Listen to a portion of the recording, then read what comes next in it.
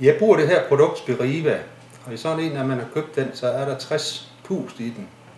Jeg har fundet ud af, at når den ellers vil låse efter 60 pust, hvis man fjerner den dims her, så får man altså 4 gange så meget medicin ud af den. Og inde i den her ampul, der er ikke hverken drivgas eller noget, der ser faktisk en plastikbeholder derinde. Så det er helt ren medicin, man får ud. Jeg vil nok sige, når man bruger den, så bør man lige, når man er kommet op på et vis antal, lige prøve at skyde skud ud i luft, så man er sikker på, at der også er medicin. Nu skal jeg vise, hvordan man låser sådan en op. Jeg ser sådan en rød tap her. Og det er den, der går op og låser.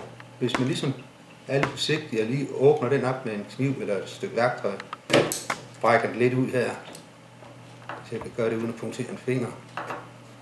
Og så tager man lige sådan en 3-1 eller en saks, klipper man lige noget af den der af. Så, nu går den her give 240 pust i stedet for 60. Og så har man faktisk medicin til 25% af prisen. Jeg kan lige sætte den i og sætte patronen i.